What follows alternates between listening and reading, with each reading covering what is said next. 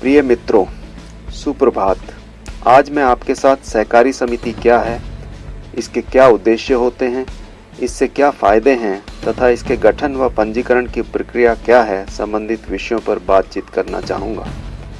शुरुआत में मैं ग्रामीण इलाकों में कृषि व अन्य व्यवसाय से जुड़ी आर्थिक समस्याओं संबंधित कुछ खास पहलू व परिस्थितियों को साझा करना चाहूँगा। पहली परिस्थिति, देश के ग्रामीण क्षेत्रों में छोटा किसान व अन्य व्यवसाय में जुटा व्यक्ति कई प्रकार के जोखिम व शोषण का शिकार रहता है। फसल की सही पैदावार के लिए किसान को धन, उर्वरक, बीज, कीटनाशक दवाइयाँ व कृषि यंत्रों इत्यादि की सही समय, सही मात्रा व सही दाम पर आवश्यकता पड़ती है। इसके साथ साथ उसे मौसम, बरसात, सूखे व अन्य प्राकृतिक आपदाओं का भी सामना करना पड़ता है। सही पैदावार का उचित मूल्य वसूल कर पाना भी छोटे कृषक के लिए एक भारी समस्या है। उसे बाजार स्थिति की जानकारी के अभाव में वह साहूकार के तुरंत पैसा लौटाने के लिए फसल को वहां नजदीक के बाजार में औने पौने दामों पर बेचना पड़ता है। मिडिलमैन भी काफी पैसा ले लेता है। दूसरी परिस्थिति, ग्राहक के रूप में भी ग्रामीण व शहरी क्षेत्रों में लोगों को कई तरह की कठिनाइयां झेलनी पड़ती हैं। दूर दराज इलाकों में दुकानदार ग्राहक से मैक्सिमम रिटेल प्राइस से भी अधिक रेट वसूलता है, मिलावट करता है, तोल भी कम देता है व चोर बाजारी करता है। तीसरी परिस्थिति, आज देश में कई युवा बेरोजगार नौकरी न मिलने से परेशान हैं। इनमें से कई युवाओं के पास नई सोच, भरपूर ऊर्जा व जानकारी है, परंतु अकेले अपना व्यवसाय लगाने के लिए आवश्यक पूंजी उपलब्ध नहीं है व अन्य कई कठिनाइयाँ हैं।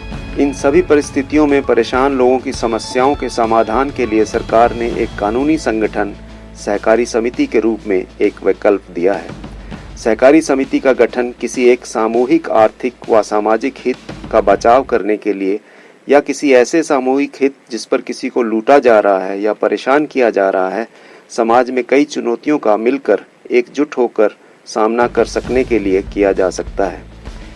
ऐसी सभी स्थितियों में जब लोगों के पास पूंजी नहीं है, व्यक्ति विशेष नहीं है, जमीन नहीं है, मूलभूत सुविधाएं नहीं हैं, ऐसे कई लोग जब इकट्ठे हो जाएंगे और एक प्रोफेशनल मैनेजर को जो ट्रस्टवर्दी हो, स्किल्ड हो, चोरी ना करे, भर्ती कर एक सहकारी समिति बना सकते हैं, जिसमें सभी का बराबर का मालिकाना हक है व जिसकी जितनी कैपिटल उसका उतना ही रिटर्न बढ़ता जाता है। सहकारी समिति एक खुली व ऐच्छिक सदस्यता एवं सीमित संसाधनों वाले व्यक्तियों की प्रजातांत्रिक प्रणाली से नियंत्रित आर्थिक व सामाजिक उद्देश्यों को प्राप्त करने के लिए बनाई गई एक संस्था है।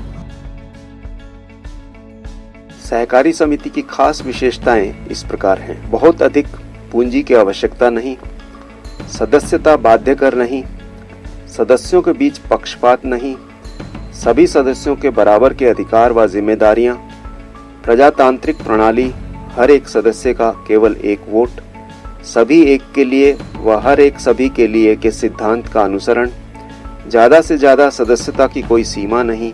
सहकारी समिति लिमिटेड में सदस्य देयता उसकी अंश पूंजी तक सीमित लाभांश का आवंटन, सदस्यों द्वारा सदस्यों में से चुना हुआ संचालक मंडल, आपसी सहायता व कल्याण के उद्देश्य पर बल, सदस्यता में बदलाव के बावजूद स्थिर अस्तित्व, प्रजातंत्र की धारणा का प्रतीक होने की वजह से सरकार की उदार मदद, पंजीकरण कानूनी आवश्यकता, पंजीकरण की सरल प्रक्रिया।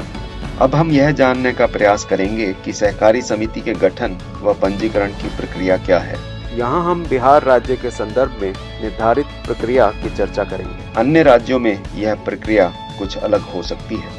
बिहार राज्य में सहकारी समितियों की स्थापना हेतु 2 अधिनियम मौजूद हैं व सहकारी समिति का पंजीकरण किसी भी एक में किया जा सकता है। सहकारी समिति के गठन व पंजीकरण की प्रक्रिया के 10 कदम इस प्रकार हैं। पहला कदम, समिति बनाने के लिए कम से कम 10 इच्छुक व्यक्ति।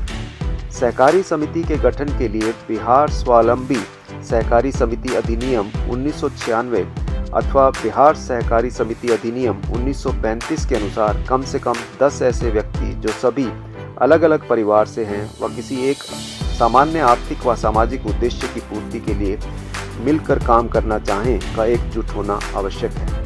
सभी इच्छुक सदस्य प्रस्तावित समिति के प्रस्तावित कार्य क्षेत्र के निवासी होने चाहिए। दूसरा कदम, सर्वसम्मति से मुख्य प्रवर्तक का चुनाव। समिति बनाने के इच्छुक व्यक्तियों के समूह द्वारा आपसी सहमति व बहुमत से मुख्य प्रवर्तक का चुनाव किया जाता है, जो समिति के पंजीकरण तक की प्रक्रिया के लिए मुख्य भूमिका निभाता है व संबंधित प्रपत्र प्रस्तुत करता है। तीसरा कदम, प्रस्तावित सहकारी समिति के नाम का निर्णय। समिति बनाने के लिए सभी इच्छुक व्यक्ति सहकारी समिति के नाम एवं निबंधित पते पर विचार कर किसी एक नाम एवं पते पर सहमति बनाते हैं, जहां पत्राचार किया जाएगा। चौथा कदम, समिति की उपविधियों का निर्धारण। समिति बनाने के सभी इच्छुक व्यक्ति मिल बैठकर सहकारी समिति के आंतरिक मामलों व कार्य से संबंधित नियम निर्धारित करने हेतु समिति की उपविधियों का मसौदा तैयार करते हैं। उपविधियों का मसौदा बिहार स्वावलंबी सहकारी अधिनियम 1996 अथवा बिहार सहकारी समिति अधिनियम 1935 के प्रावधानों के अंतर्गत बनाया जाता है। पांचवा कदम, सहकारी समिति पंजीकरण हेतु शुल्क। बिहार सहकारी अधिनियम के अनुसार समिति बनाने हेतु कुल प्राधिकृत हिस्सा पूंजी का 1% का शुल्क निर्धारित है, जो कि न्यूनतम ₹100 एवं अधिकतम 10,000 रुपये होगा। यह ट्रेजरी चालान द्वारा बिहार शासन कोष में जमा किया जाना होता है। छठा कदम, सदस्यों की अंश पूंजी जमा करना। प्रस्तावित सहकारी समिति के प्रत्येक सदस्य से अंश पूंजी के रूप में कम से कम 100 रुपये की राशि 10 शेयर के रूप में एकत्रित की जाती है। समिति का मुख्य प्रवर्तक एकत्रित राशि को जिला सहकारी बैंक लिमिटेड की शाखा में समिति के नाम से खाता खोलकर इस राशि को जमा कराता है तथा बैंक से इसकी रसीद प्राप्त करता है। इसके अलावा किसी भी प्रकार के शुल्क के भुगतान की आवश्यकता नहीं है। सातवां कदम, सहकारी समिति के गठन हेतु प्रार्थना पत्र। सभी औपचारिकताओं को पूरा करने के पश्चात समिति का मुख्य प्रवर्तक समिति के गठन के लिए निर्धारित प्रारूप में प्रार्थना पत्र समस्त सूचनाओं एवं दस्तावेजों के साथ जिला सहकारिता पदाधिकारी या सहकारिता प्रसार पदाधिकारी को प्रस्तुत करता है। आठवां कदम, सहकारी समिति के पंजीकरण के लिए दस्तावेज।